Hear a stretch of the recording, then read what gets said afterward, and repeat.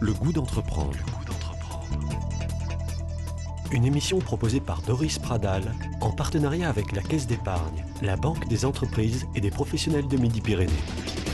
Bonjour à tous, le goût d'entreprendre reçoit aujourd'hui un petit poucet qui est presque devenu un ogre. Je veux parler de Robert Bousquet, président de la société Sterella, installée en banlieue toulousaine. Vous l'entendrez, il se définit comme un serial entrepreneur. Ses domaines d'activité, le ciel, la terre, la mer, de la gestion du trafic routier au matériel embarqué, ou comment rendre intelligent tout ce qui nous entoure. Il semble qu'il n'y ait pas de limite.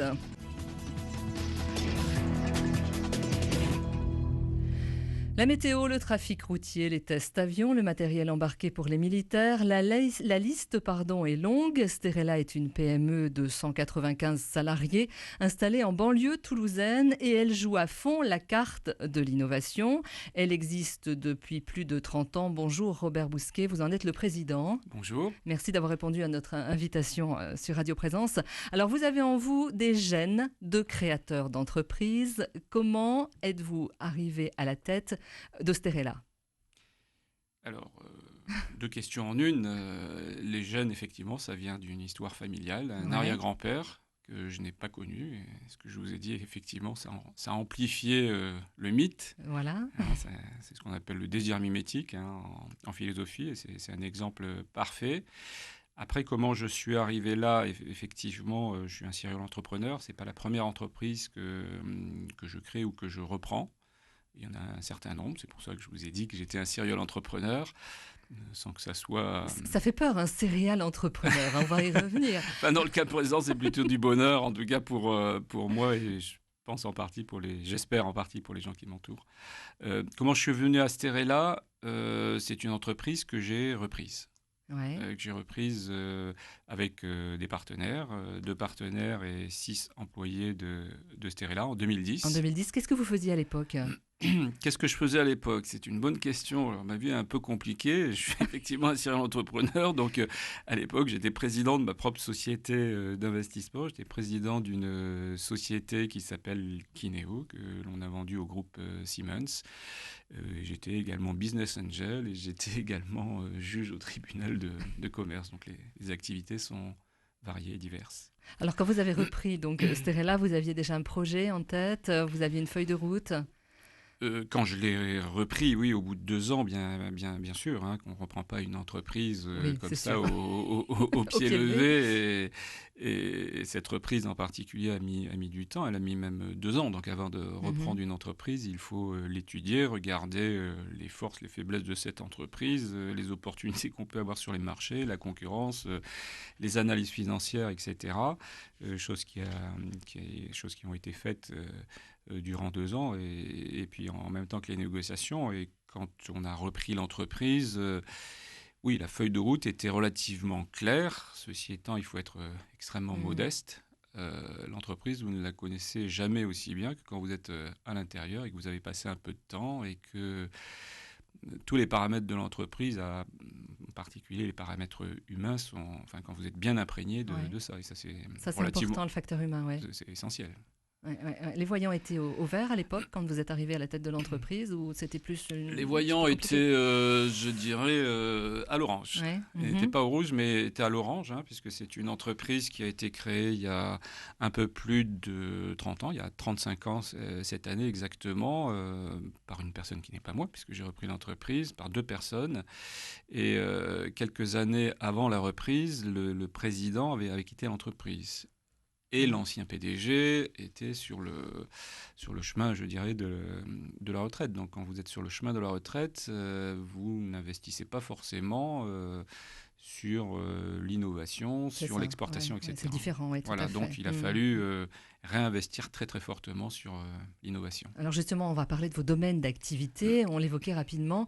Est-ce que vous êtes sur des domaines stratégiques, le trafic routier, la météo, la défense et bien d'autres? Est-ce qu'on pourrait donner quelques exemples de vos produits et de vos applications? Pour tout ce qui est aéronautique, chaque fois que vous prenez l'avion, dans 93% des cas en France, vous passez par nos appareillages en termes de météo dans les aéroports. Vous atterrissez, dans vous les tours de décollez. contrôle. Dans 93% des cas, c'est nous, pour éviter que votre avion, d'ailleurs, se crache sur l'Hudson un jour. On a ce qu'on appelle des effaroucheurs, des bird scarers en anglais. Quand vous êtes sur la route, quand vous êtes sur le périphérique parisien, de la même façon, quand vous voyez la porte d'Orléans à 15 minutes, c'est nous, en tout cas c'est notre électronique. Quand vous êtes toujours sur les routes et pour éviter que vous soyez embourbé dans de la neige ou que vous dérapiez sur de la glace avec des stations météo routières, c'est toujours nous. Pour ce qui est de l'armée française, on a 60% de part de marché alors ça parle moins au grand public, mais l'entraînement des soldats et des fantassins, aujourd'hui, à 60%, se fait grâce à nos appareillages de porte-cibles. Et j'oublie... Là, on est dans l'armement, là, pour cet oui, aspect. Oui. Donc, voilà les exemples les plus flagrants que j'ai en tête. Pardon, j'allais oublier un point important. On est le premier fournisseur de Météo France. Donc, finalement, tous les soirs, un peu avant le journal, quand vous regardez la météo, quelque part, on y participe, puisque c'est nous qui fabriquons les stations de prévision qui sont utilisées par le centre météo pour faire des prévisions. Donc, tous les Français, je pense, à travers cet exemple, nous connaissent tous les soirs un peu avant le journal. On parle aussi beaucoup de développement de l'électronique dans les villes, ce qu'on appelle les smart cities. Vous y participez également? Oui, on fait plus qu'y participer. On était d'ailleurs présent à ITS Bordeaux, ITS pour Intelligent Transport System. Ça, c'est plus ce qui se passe sur les villes, et le Smart City, c'est plus ce qui se passe dans la ville. Donc, à travers une des filiales qui s'appelle Noval, on fabrique des stations de vélos en partage, enfin, ce qu'on appelle vulgairement des Vélib, mais en particulier, si vous allez à Barcelone, il y a plein de gens de la région qui connaissent la ville de Barcelone, quand ils prendront un Vélib, on pensera à vous. Voilà, ils penseront à nous. On a des systèmes de smart parking, de parking intelligent, qui tout simplement permettent d'indiquer des places de parking à l'utilisateur, au gestionnaire de contrôler ces places de parking. Après, on a des choses un peu plus répressives, mais qui vont dans le bon sens, me semble-t-il, d'une moindre pollution et d'un meilleur partage du réseau de parking dans les villes. On a un système, si vous voulez, de contrôle des stationnements gênants. Il faut savoir qu'il y a des villes en périphérie parisienne où on ne peut plus circuler. On ne peut plus circuler, on ne peut plus se garer. Et certaines rues, on ne peut plus les emprunter. C'est aussi simple que ça. Et je suis allé sur place et discuter avec les gens qui sont en charge de ça. Donc, on a des véhicules qui permettent de faire ces contrôles. Donc, tout simplement, de pénaliser les gens qui entravent la circulation, de pénaliser également les gens qui utilisent le bien commun que sont des places de parking et qui ne payent pas. En France, seulement 10% des places de parking sont payées. Et c'est une denrée qui est rare. Et si on veut favoriser l'écomobilité, comme on dit, il faut partager au mieux toutes ces ressources, peut-être pas naturelles, mais enfin toutes ces ressources-là. Et malheureusement, en France, il faut un petit coup de bâton de temps en temps pour faire respecter des choses élémentaires comme partager un bien commun.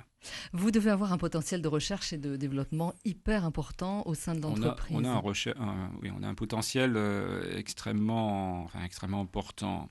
Oui, on a à peu près, alors vous êtes trompé, c'est pas 195 employés, on est 165, 170 employés sur l'ensemble des sociétés et on a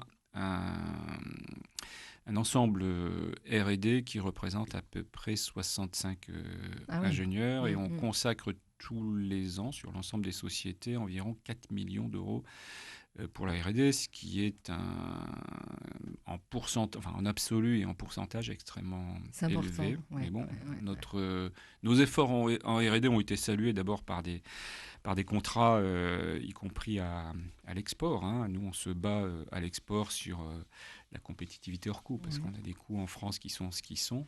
Et la meilleure façon de résoudre ce problème-là, c'est d'être en compétitivité hors coût, c'est-à-dire avec des produits à très forte valeur ajoutée, et donc on peut exporter facilement face à de la concurrence. On a été salué, on a reçu des prix. On a reçu le prix de l'innovation Ernst & Young, je crois que c'est il y a 2 ou 3 ans, pour saluer cet effort qui n'est pas spécialement le mien, si ce n'est d'avoir donné cette direction, mais essentiellement un prix pour l'ensemble des ingénieurs qui participent à ces efforts de R&D et qui sont extrêmement créatifs. Alors vous le disiez justement, il faut être innovant, créatif.